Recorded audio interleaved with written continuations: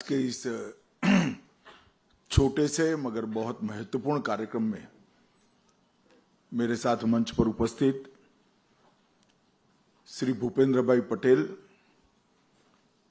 मुख्यमंत्री गुजरात, मेरे मित्र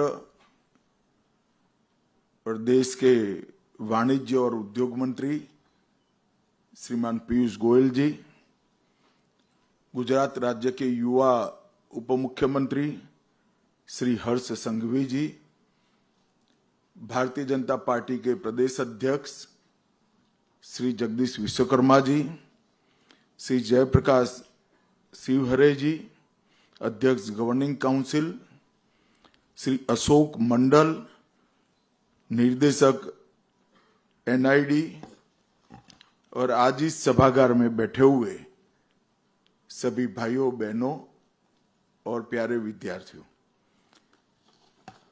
आज मेरे लिए एनआईडी की ये सबसे पहली विजिट है। एक प्रकार से आप सभी लोग जो इस कैंपस के बाहर है और कैंपस के अंदर से यहाँ उपस्थित है, वो सभी मेरे मत क्षेत्र में है। आप यहाँ पर रहते हैं, इसलिए मैं आपका पहले हृदय से स्वागत करता हूं।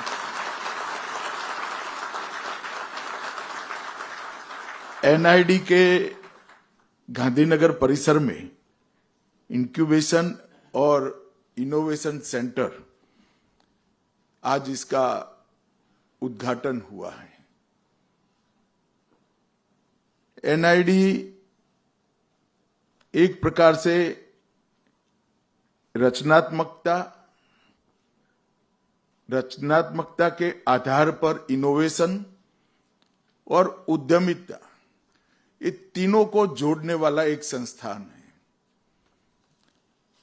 और एक प्रकार से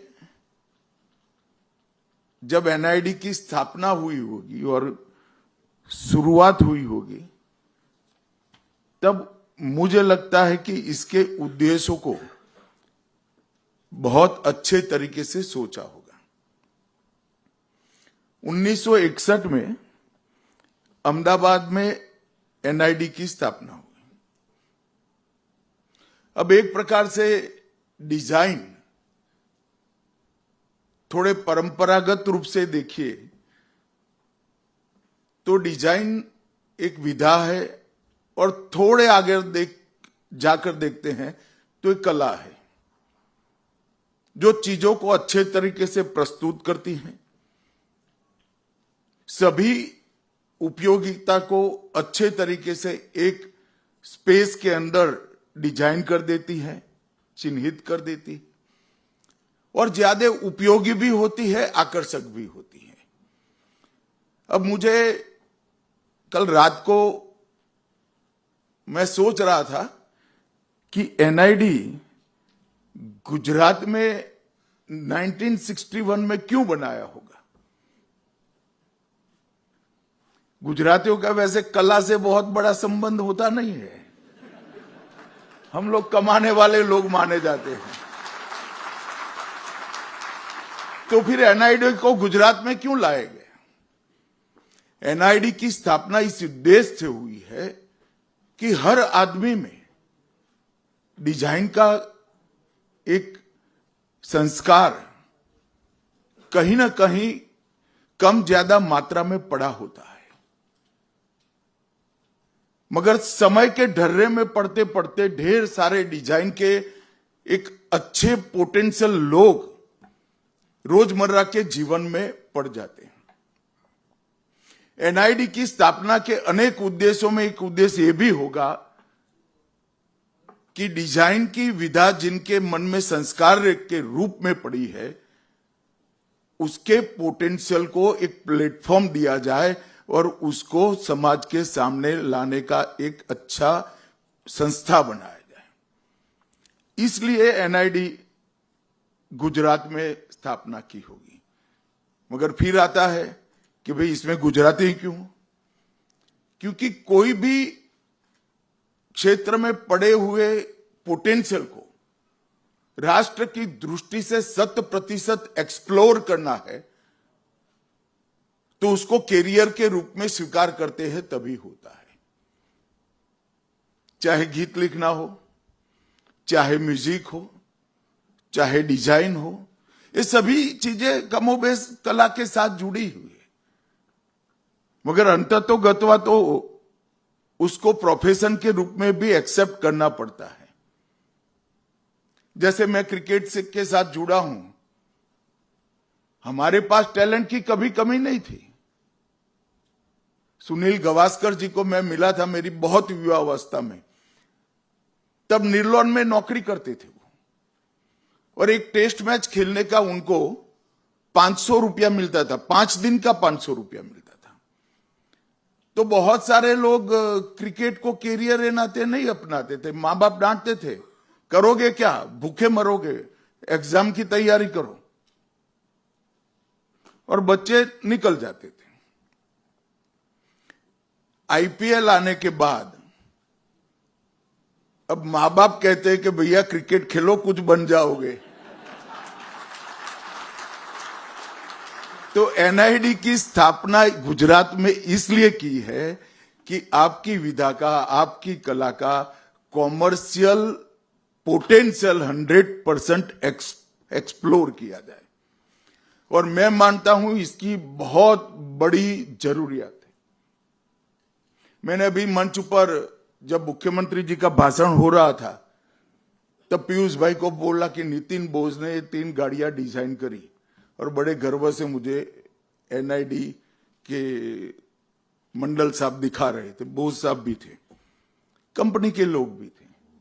मगर यही गाड़ी कोई जापान के डिजाइनर ने डिजाइन की होती तो नितिन बोस और जापान के डिजाइन करने को जो परिमार्जन मिला है, इसकी कोई कंपैरिजन हो सकती है क्या? नहीं हो सकती। हमारे यहां एनआईडी को ये आगे पर करना होगा। इंक्यूबेशन सेंटर बनाया, इनोवेशन सेंटर बनाया, बहुत अच्छा किया, बहुत अच्छा किया है।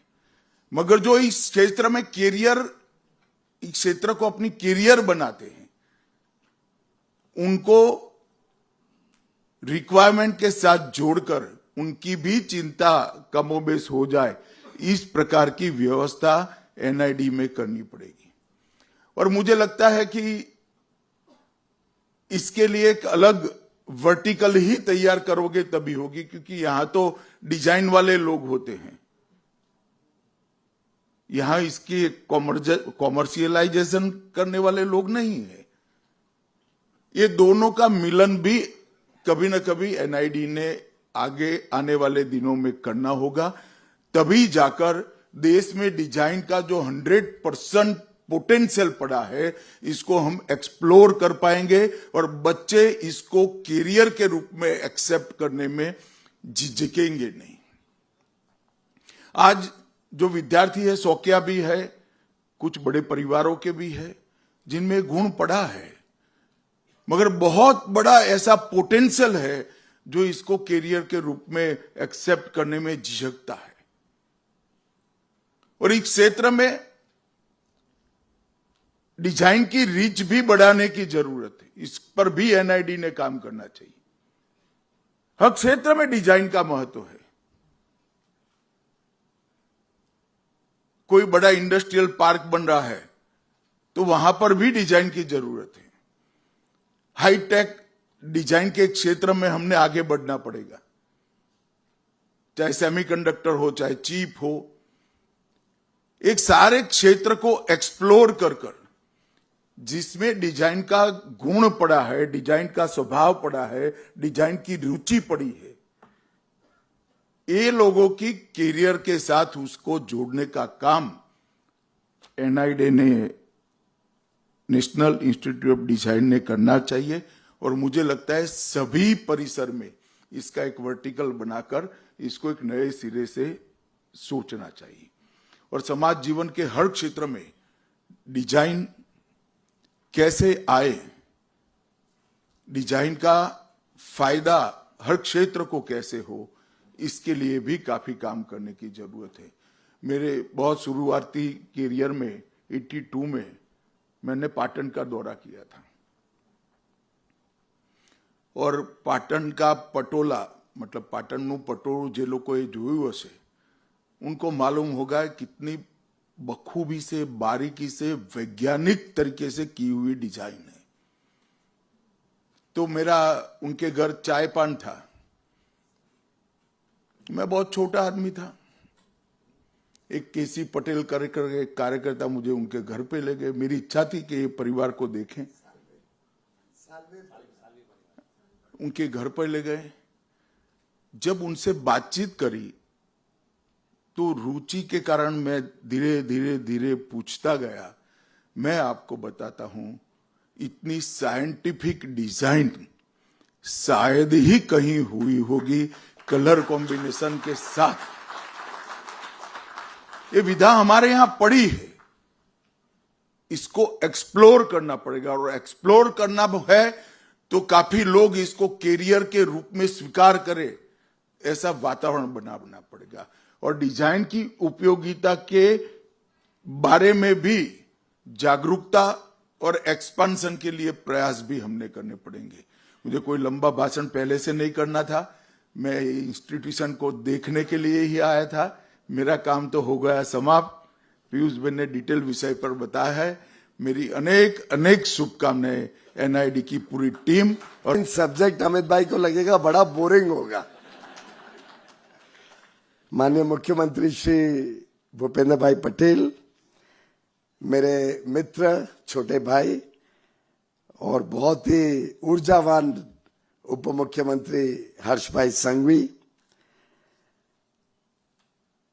गुजरात के हमारे भारतीय जनता पार्टी के अध्यक्ष, जिनके साथ कई वर्षों से मैंने जमीनी स्तर पर पार्टी का काम किया है, फिर वो मंत्री भी थे और बहुत ही आनंदमय गुजरात के अलग अलग क्षेत्र में मुझे लेके गए, पाटन लेके गए, मोरबी लेके गए। ऐसे मेरे मित्र जगदीश भाई विश्वकर्मा जी,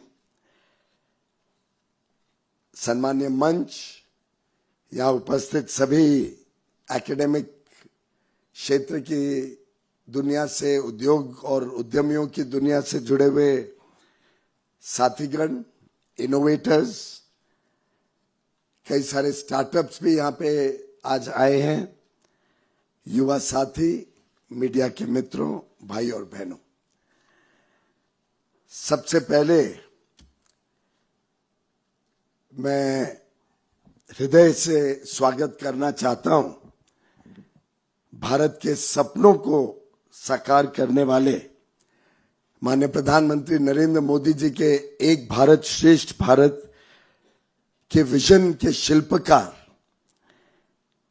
और एक ऐसे व्यक्ति जिन्होंने हम सबको, कार्यकर्ताओं को, समय समय पे जो जिम्मेदारी पार्टी ने तय करी उसको बखूबी काम करने के लिए मार्गदर्शन दिया, हमें प्रेरणा दी और संगठन शक्ति के ताकत को हमें सिखाया, जो हमें ऑलवेज ऊर्जा देते रहते हैं काम करने की। ऐसे हम सबके नेता माननीय अमित भाई शाह का स्वागत करना चाहूंगा और धन्यवाद करना चाहूंगा कि आपने आज इस कैंपस में आके हम सबका उत्साह बढ़ाया है, हम सबको और ऊर्जा दी है आगे काम करने के लिए। मैं आदरपूर्वक अभिनंदन करता हूं गुजरात के माननीय मुख्यमंत्री जी श्री भूपेंद्र भाई पटेल, जिनके नेतृत्व में गुजरात भारत का एक एंटरप्रेन्योरियल पावर हाउस के रूप में काम कर रहा है। उनके साथ माननीय हर्ष संघवी जी तेजी से विकास पूरे गुजरात के कोने कोने तक पहुंचे। नई इंडस्ट्रीज, मॉडर्न अति आधुनिक सेक्टर्स, सेमीकंडक्टर हो, इलेक्ट्रॉनिक्स हो, डिफेंस और एरोस्पेस हो, और साथ ही साथ हमारे विरासत के सेक्टर्स, चाहे जेम एंड ज्वेलरी हो, डायमंड हो, टेक्सटाइल हो, सबका जो सम्मिलित ताकत गुजरात में देखने को मिलती है भूपेंद्र भाई और हर्ष जी के नेतृत्व में, वो वास्तव में एक रोल मॉडल है जो माननीय प्रधानमंत्री जी ने जिसकी नींव रखी और आज इनके नेतृत्व में तेजी से आगे बढ़ रही है। माननीय प्रधानमंत्री जी ने गुजरात को जो मॉडल दिया था डेवलपमेंट का, वो आज पूरा देश अपना रहा है, विकास भी विरासत भी। और अगर भारत में वो एंटरप्रेन्योरियल स्पिरिट देखने को मिलती है, आज जो हमारे युवा युवती नौकरी के पीछे नहीं भाग रहे हैं, अपना खुद का नवाचार के साथ नई सोच के साथ काम करते हैं, उसमें एक बहुत अहम कड़ी इनोवेशन और इनोवेशन के साथ डिजाइन की है। वैसे तो अभी हाल में ही जो चुनाव में अभूतपूर्व विजय माननीय प्रधानमंत्री और माननीय अमित शाह जी के नेतृत्व में पश्चिम बंगाल में हुई, अगर उसको भी देखें तो एक अमित भाई के working style, design in thinking का एक ये उदाहरण है, कैसे उन्होंने हर क्षेत्र में, चाहे वो इलेक्शन का कैंपेन हो, चाहे गवर्नमेंट की स्कीम्स हो, चाहे नक्सलवाद को खत्म करने का कार्य हो, हर क्षेत्र में अगर हम सोची समझे डिजाइन के साथ काम करते हैं तो कैसे देश की प्रगति तेजी से आगे हो सकती है, उसका वास्तव में सही एक रोल मॉडल अगर कोई है तो माननीय प्रधानमंत्री नरेंद्र मोदी और माननीय गृह मंत्री अमित शाह जी इसके रोल मॉडल हैं।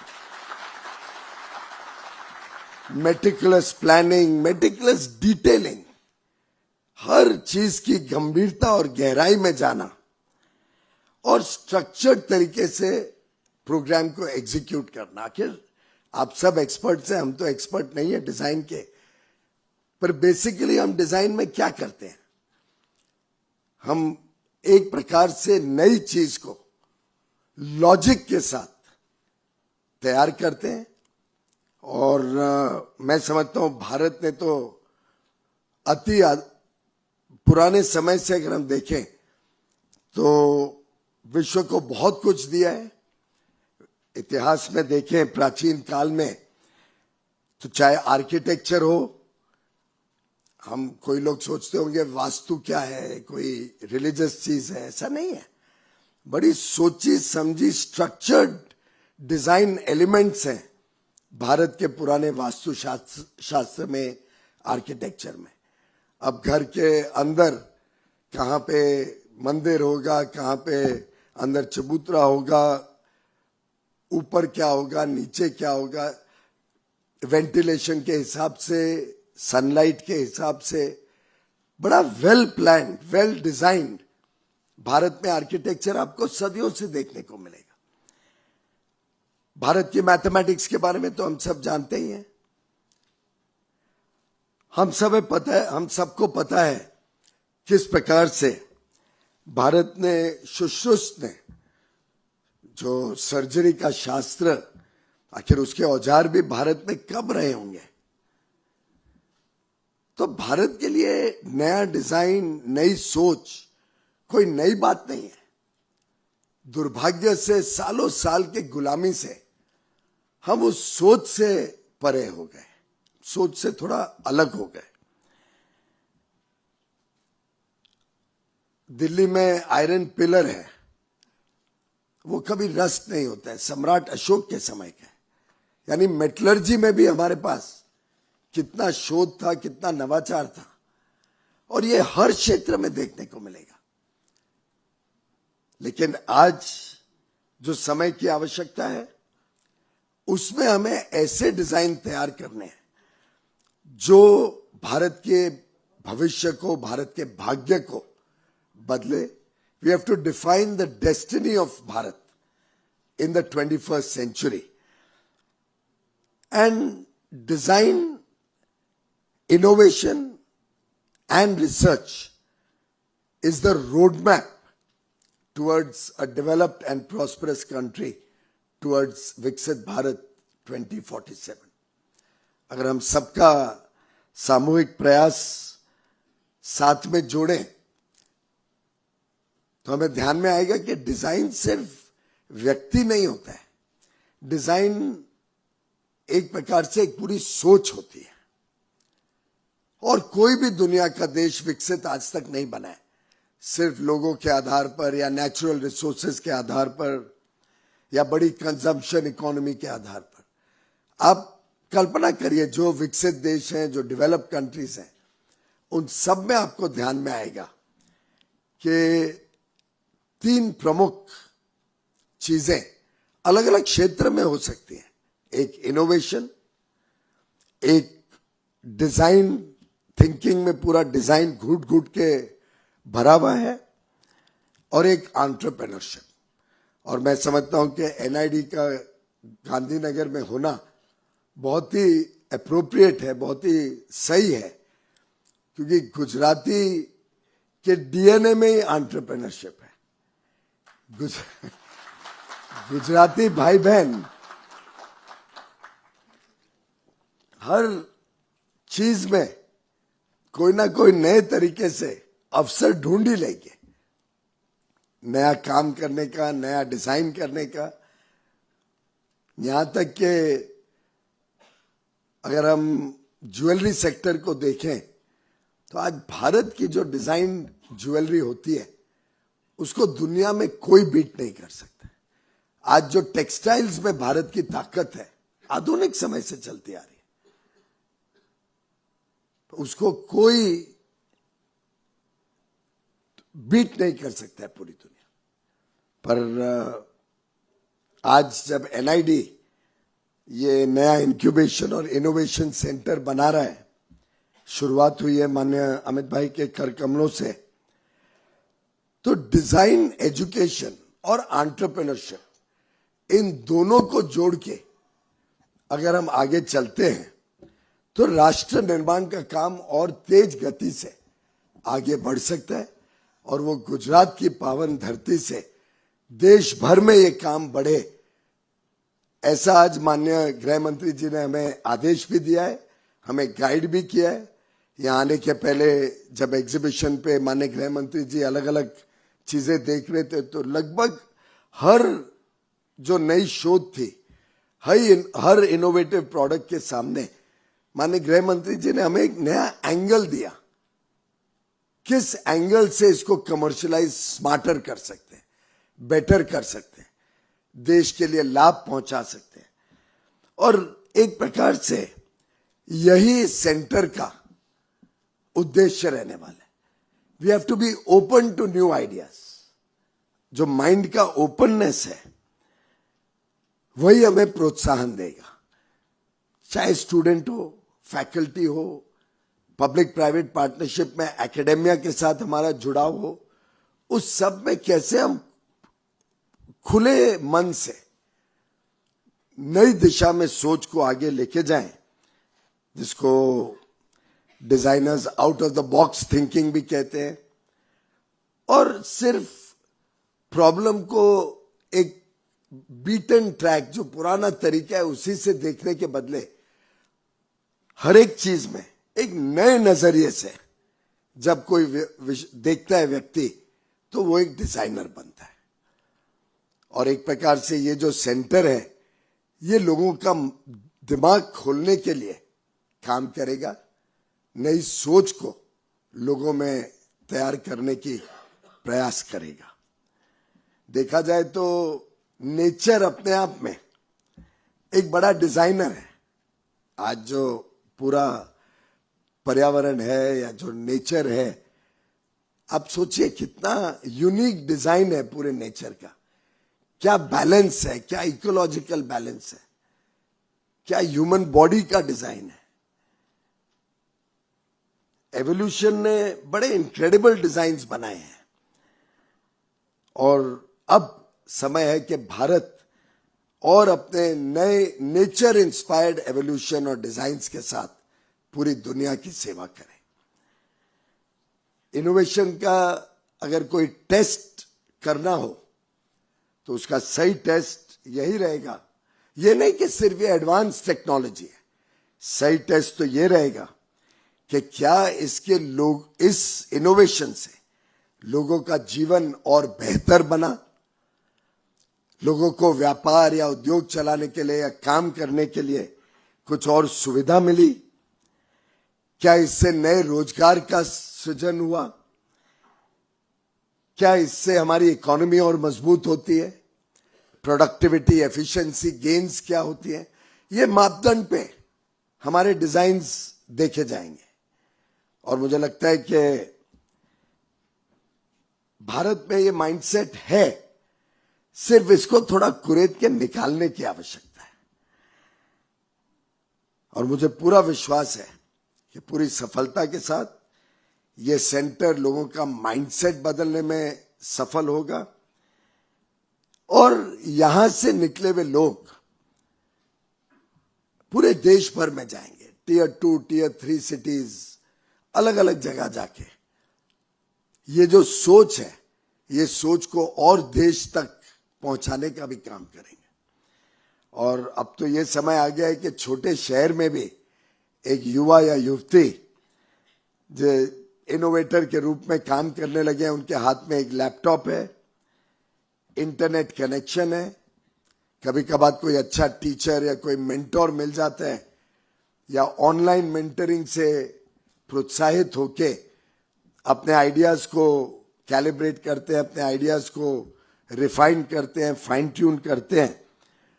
और छोटे छोटे शहर के लोग भी आज अपने नवाचार के साथ अंतर्राष्ट्रीय स्तर पर काम करने लगे हैं, ग्लोबल बिजनेसेस सेटअप करने लगे हैं, यूनिकॉर्न्स बने हैं। छोटा स्टार्टअप का आइडिया भी बहुत पावर रखता है पूरे विश्व तक पहुंचने का। और अब जो इंक्यूबेशन सेंटर्स हैं देश के, वो एक प्लेटफॉर्म के रूप में काम कर रहे हैं, युवा युवतियों को नए रूप से सोचकर नई चीजों को विश्व के सामने लाने के लिए। आवश्यकता है कि ये आइडियाज को प्रोडक्ट में कन्वर्ट किया जाए, ये नॉलेज को इंडस्ट्री के साथ जोड़ा जाए। आवश्यकता ये भी है कि अब हम इस क्रिएटिविटी को प्रोस्पेरिटी और विकास के साथ जोड़ें, क्योंकि क्रिएटिविटी को वैल्यू कर क्रिएटिव व्यक्ति भी सही माने में उसकी कमाई करे और उसका लाभ समाज और देश को भी हो। ये कॉम्बिनेशन करने का काम हमारे इंक्यूबेटर्स आगे चल के करें और एफिशिएंसी और प्रोडक्टिविटी गेन्स के साथ देश तेजी से आगे बढ़े। ये हमारे इंक्यूबेशन सेंटर की फिलॉसफी रहेगी, सोच रहेगी। पुराने इंडस्ट्रियल रेवोल्यूशन के समय सस्ते लेबर के आधार पर काफी काम टिका हुआ था। फ्यूचर की जो इकोनॉमी है वो ऑटोमेशन, आर्टिफिशियल इंटेलिजेंस, ज्यादा टैलेंट और skilled man power, creative designs और इनोवेशन के आधार पर देश को और उद्योग को आगे बढ़ाएगा।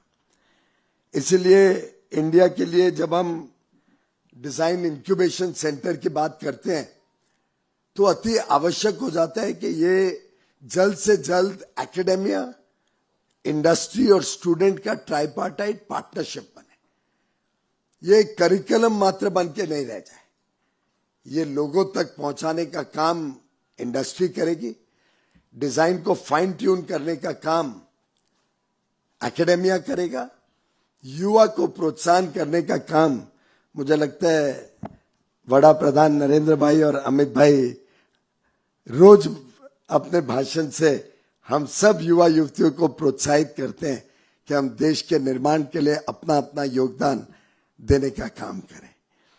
वैसे मेरा लड़का कह रहा है मेरा समय पूरा हो गया, पर माननीय गृह मंत्री जी ने मुझे अनुमति दी है कि मैं थोड़ा विस्तार से विषय रखने की कोशिश करूं, जिससे हमारे यहाँ उपस्थित सब एकेडमिशियंस वगैरह भी ये माइंड में समझे कि हमारा काम सिर्फ एक स्टूडेंट बनाना नहीं है, हमारा काम स्टूडेंट को अंतिम छोर तक लेके जाना है। कैसे वो सफलतापूर्वक अपने नए क्रिएटिव आइडियाज को मोनेटाइज भी कर सके, कैसे वो आगे चलकर अपने पैरों पे खड़े होके स्वयं भी सक्सेसफुल हो और साथ में और लोगों को सक्सेसफुल बनाने का काम करे। अभी हमने बाहर महिंद्रास की इतनी सुंदर डिजाइन गाड़ियां देखी। अब आप अंतरराष्ट्रीय कोई गाड़ी देख लो, वैसे तो जो दुनिया में बड़ी विख्यात गाड़ियां हैं उसका डिजाइन इसके सामने कुछ भी नहीं है। साइबर ट्रक वगैरह, I don't think they stand a patch compared to the cars design by our NID students. पर क्या वो सही माने में स्टूडेंट भी प्रोत्साहित तो हुआ कि अमित भाई आए, अमित भाई ने देखा, उसको रिकॉग्नाइज किया, पर क्या वो स्टेक होल्डर बन पाया इस डिजाइन की सफलता में अंत तक? ये भी हमने अभी अपने काम में, अपने टीचिंग्स में स्टूडेंट को समझाना पड़ेगा, तैयार करना पड़ेगा और एक इंक्यूबेशन के साथ साथ प्लेटफॉर्म क्रिएट करें जो इंक्यूबेशन को कमर्शियल मोनेटाइजेशन तक लेके जाए। ये काम भी अभी हम आगे चल के बढ़ाएंगे और इसमें जो भी आप आइडियाज दें वो वेलकम होंगे। आज का भारत कमजोर नहीं है, आज का भारत आत्मविश्वास के साथ भरा हुआ है। आज का भारत डिजिटल कनेक्टिविटी में सबसे तेज है, सबसे आगे है। शायद ही दुनिया में कोई देश ने इतनी तेजी से 5G कोने कोने तक पहुंचाया हो। शायद ही कोई देश है जहां पे इतना कम सस्ते दाम पर आपको डिजिटल कनेक्टिविटी मिलती हो और डेटा मिलता हो, जिसके कारण आज हम विश्व के आकर्षण का केंद्र बने हैं। और आज का भारत एम्बिशियस भी बहुत है। आज का भारत छोटी मोटी उपलब्धियों के पीछे नहीं जा रहा है। आज का भारत अपने आप को एक विश्वगुरु बनाने के लिए काम कर रहा है। और ऐसे में जब हमारे पास विश्व की फास्टेस्ट ग्रोइंग इकोनॉमी है, थर्ड लार्जेस्ट स्टार्टअप इकोसिस्टम है, हम डिजिटल पब्लिक इंफ्रास्ट्रक्चर में विश्व स्तरीय लीडर बने, हमारे पास एक मैन्युफैक्चरिंग पावर हाउस है, हमारे पास एक निर्णायक नेतृत्व है, डिसाइसिव लीडरशिप है, युवाओं की फौज है, युवा युवतियों की। करीब करीब 14 लाख स्टेम ग्रेजुएट्स भारत में हर साल तैयार होते हैं, साइंस, टेक्नोलॉजी, मैथ्स और इंजीनियरिंग के 14 लाख। जब मैं विदेश के कोई मंत्रियों को, वाणिज्य मंत्री या उद्योग मंत्रियों को बताता हूं तो आश्चर्यचकित हो जाते हैं कि इतनी बड़ी फौज, युवा फौज आज भारत की कैसे बड़ी ताकत बनी है। और यही ताकत आज हमारे देश को एक पूरे विश्व में मोस्ट ट्रस्टेड पार्टनर के रूप में देख रही है। और ये मौका है हमारे पास, हमें मौका गंवाना नहीं चाहिए। और इस मौके को फास्ट ट्रैक करना हो, इस मौके का पूरा लाभ लेना हो, तो हमें डिजाइन स्टेज से शुरू करना होगा। अगला जो बड़ा कदम होगा वो जरूरी नहीं है मुंबई दिल्ली से आने वाला है। जो बड़ी अगली शोध होगी, हो सकता है सूरत से आए, हो सकता है पाटन से आए, हो सकता है पश्चिम बंगाल के कोई छोटे खड़गपुर से आए या झारखंड के शहर धनबाद से आए। समय बदल गया है। Internet has been a great leveller, democratise किया है उसने लोगों की अपॉर्चुनिटीज को। और ये जो आज ताकत 140 करोड़ भारतवासियों को देश भर में पहुंची है, उसके पीछे आप सोचिए कितना सोची समझी रणनीति रही है। वैसे तो गुजरात ने इसका लाभ, जब वड़ा प्रधान यहाँ पे मुख्यमंत्री थे तभी आपने देखा, हर घर तक बिजली, हर खेत में बिजली, उद्योग को 24 घंटे बिजली, इंफ्रास्ट्रक्चर, अति आधुनिक इंफ्रास्ट्रक्चर। गुजरात ने तो इसका स्वाद पहले ही लिया, आज पूरा देश इसका स्वाद ले रहा है। प्रधानमंत्री जी जब 14 में दिल्ली आए, शुरू में उन्होंने मेक इन इंडिया लॉन्च किया, स्टार्टअप इंडिया लॉन्च किया, डिजिटल इंडिया लॉन्च किया। एक प्रकार से पूरे देश के इलेक्ट्रिसिटी ग्रिड को ज्वाइन करके, सब रीजनल ग्रिड्स ज्वाइन करके एक बड़ा ग्रिड बनाया, जो आज हमारी ताकत बन गई है। हमें अगर डेटा सेंटर्स लाने हैं, और लगभग अनुमान है कि डेटा सेंटर्स अकेले में हम लाखों करोड़ रुपए भारत में अट्रैक्ट कर सकते हैं। उसका दो कारण है। एक, हमारे पास वो इंफ्रास्ट्रक्चर है, लो कॉस्ट डेटा है, लो कॉस्ट डिजिटल कनेक्टिविटी है, हाई क्वालिटी की, हमारे पास यूथफुल टैलेंट है, पर साथ ही साथ विश्वास है। लोग, दुनिया आज विश्वास करती है कि भारत में आप डेटा रखो या भारत में कुछ इनोवेशन करो तो उसको कोई चोरी नहीं करेगा, क्योंकि भारत का डीएनए ईमानदार है। और वही आज जो ताकत है, वो आज पूरे विश्व की बड़ी बड़ी कंपनियों, उसको ग्लोबल कैपेबिलिटी सेंटर्स यहां लाना, यहीं पे डिजाइन करना, यहीं पे इनोवेट करना, विश्व के लिए, उसके लिए प्रोत्साहित कर रही है। 1700-1800 बड़ी विश्व विख्यात कंपनीज दुनिया भर की ऑलरेडी भारत में दुनिया का इनोवेशन कर रही है यहां से। तो हमारे पास जो बड़ी ताकत है, उसको हम देश के विकास के लिए लगाएं। एक प्रकार से यही काम ये इंक्यूबेशन सेंटर करेगा। आगे चल के हम मॉडर्न टेक्नोलॉजी के साथ बनाए हुए चीजें, जब विश्व में फ्री ट्रेड एग्रीमेंट्स जो माननीय मोदी जी ने फाइनलाइज किए हैं, और आप कल्पना करिए मोदी जी सोचते कितना गहराई से है। उन्होंने फ्री ट्रेड एग्रीमेंट्स हमारे स्पर्धा में जो कंट्रीज खड़ी हैं उनके साथ नहीं किए, जो ताकतवर कंट्रीज हैं, जो विकसित देश हैं, जो अमीर देश हैं, उनके साथ मोदी जी ने फ्री ट्रेड एग्रीमेंट्स किया। 38 देशों के साथ, जो 2/3 विश्व का व्यापार कवर करती है। ऑलमोस्ट 70% ऑफ ग्लोबल जीडीपी में आज भारत को प्रिफर्ड एक्सेस दिलवाया प्रधानमंत्री मोदी जी ने। और यही हमारी ताकत बनेगी अगर हम सब ने अपने प्रोडक्ट्स की डिजाइन, पैकेजिंग, नए इनोवेटिव प्रोडक्ट्स, ब्रांडिंग और एक आउटवर्ड लुकिंग कि हमें विश्व की मार्केट कैप्चर करनी, सिर्फ भारत नहीं, इस सोच को अगर हमारे युवा युवतियों तक पहुंचा दिया तो मित्रों, पूरा दुनिया की नजरें आज भारत के ऊपर टिकी हुई, पूरी दुनिया की नजरें, पूरी दुनिया देख रही है कि नरेंद्र मोदी जैसा एक ऐसा नेता जो 140 करोड़ लोगों का हौसला बढ़ाते हुए उनको गाइड कर रहे, एक प्रकार से मेंटरिंग कर रहे आगे बढ़ने के लिए। पूरी दुनिया देख रही है कैसे अमित भाई ने पूरे देश को, कहां 125 डिस्ट्रिक्ट्स में आप घुस नहीं पाते थे, नक्सल एक्टिविटीज इतनी प्रभावित थी, वहां कोई डेवलपमेंट नहीं, कोई इंफ्रास्ट्रक्चर नहीं। महाराष्ट्र भी था, गुजरात भी था, आज गढ़चिरौली में लाखों करोड़ रुपए का कारोबार हो रहा है, स्टील फैक्ट्रियां लग रही हैं, माइनिंग हो रहा है बड़े रूप में, लोगों को आमदनी हो रही है।